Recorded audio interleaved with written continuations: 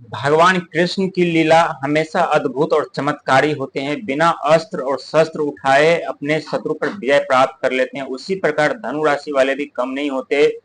बिना अपने शत्रु से लड़े शत्रु पे विजय प्राप्त कर लेते हैं और अपने जीवन में आगे बढ़ते हैं, सफलता पाते हैं, कामयाबी पाते हैं, अपने लक्ष्य को प्राप्त करते हैं। लेकिन लक्ष्य से प्राप्त करने से पहले जो उनका जीवन होता है वो जीवन किसी नर्क से कम नहीं होता। जिस तरह से भगवान कृष्ण बिना अस्त्र शस्त्र उठा करके दुश्मन पे विजय प्राप्त करते हैं, और उनसे सीखने की जो सबसे बड़ी बात होती है धैर्य रखने की, साहस रखने की। और यदि हम धैर्य और साहस रखते हैं तो निश्चित हम अपने जीवन में सफलता पाते हैं, हम अपने जीवन में कामयाबी पाते हैं, हम अपने जीवन में वो सारे सुख प्राप्त करते हैं जिनके हम हकदार होते हैं। लेकिन जब नर्क सा जीवन लगने लगे और उस नर्क में से बेहतर हमारे जीवन हो जाए तो व्यक्ति के लिए जीना मुश्किल हो जाता है। जहाँ चारों तरफ संकट, समस्याएं उत्पन्न, पीड़ाएं तो उत्पन्न होते हैं, लेकिन व्यक्ति उस नर्क से बाहर निकलने में सक्षम नहीं होते। निकलना तो चाहते हैं लेकिन उस नर्क से निकलने का जो रास्ता होता है वो इतना आसान नहीं होता धनु राशि वालों के लिए।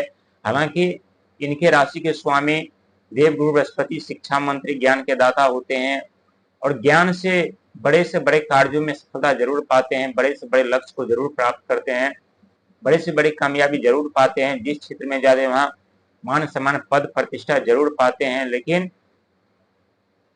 जब भी इनके जीवन में कुछ बड़ी कामयाबी या सफलता मिलने वाली होती है तो उससे पहले ग्रहों की अशुभ दृष्टि के कारण आपके जीवन में अत्यधिक दुख, दर्द, पीड़ा आ जाते हैं। चारों तरफ से जीवन में प्रतिबंध लग जाते हैं, चारों तरफ से जीवन में अंधकार लग जाते हैं। लेकिन भगवान कृष्ण हमेशा कहते हैं समय कैसा भी क्यों न हो, हमेशा धैर्य बना करके रखना चाहिए और सत्य का साथ कभी नहीं छोड़ना चाहिए। अपने बुद्धि का गलत इस्तेमाल, अपने शिक्षा का गलत इस्तेमाल, अपने ज्ञान का गलत इस्तेमाल कभी नहीं करना चाहिए, क्योंकि आप तेज बुद्धि, तेज दिमाग के तो होते ही हैं, आपके पास ज्ञान की कमी नहीं होती, ये भी सत्य है। लेकिन कभी कभी आपके ज्ञान ही आपके शत्रु बन जाते हैं, आपकी बुद्धि ही आपके शत्रु बन जाते हैं।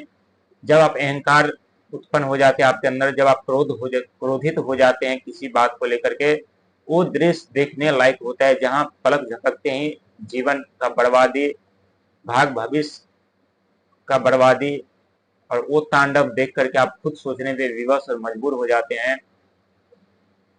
यदि हम आज क्रोध नहीं किए होते, अहंकार नहीं किए होते, थोड़ी धैर्य बना करके रखते, थोड़ी साहस कर लेते, आज ये दिन नहीं देखना पड़ता।